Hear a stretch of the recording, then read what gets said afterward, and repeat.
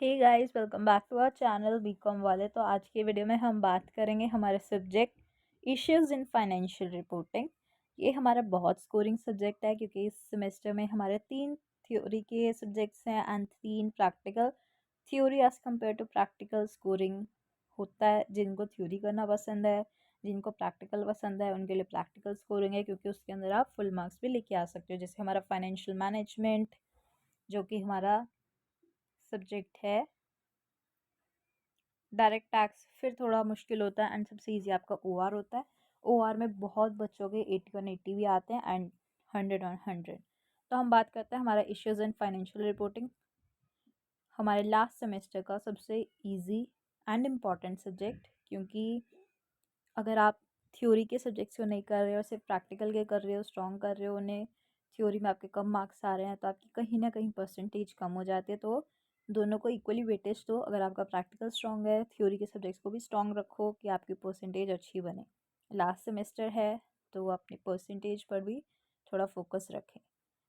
Unit 1 में है financial reporting, जिसका nature, objective, benefit, users, financial reports के general purpose, specific report purpose, qualitative characteristics of accounting information. तो इस सब में से एक 15 मार्क्स का क्वेश्चन बनेगा।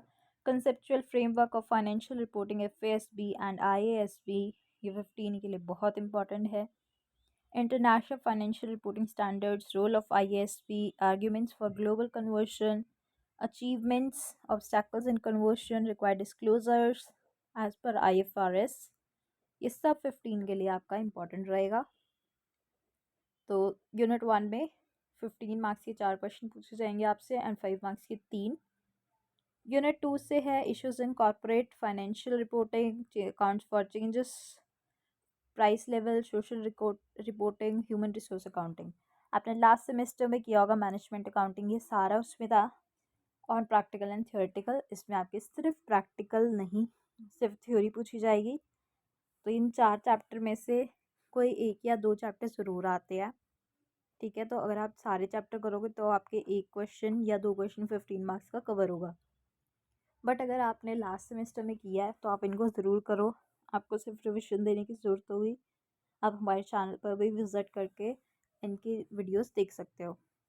Indian accounting standard with reference to segment reporting, interim डिविड reporting, leases and intangible asset.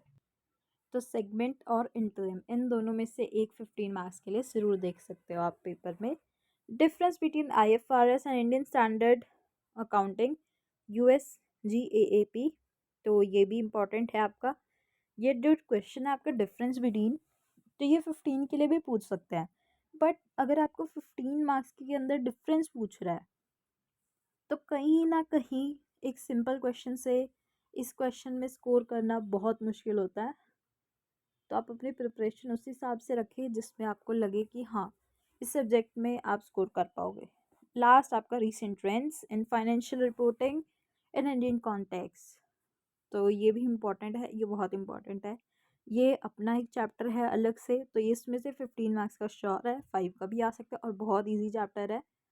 तो इस पर प्लीज़ देख के जाना हमारी वीडियो, बहुत ईजी लैंग्वेज में आपको सब कंटेंट मिल जाएगा।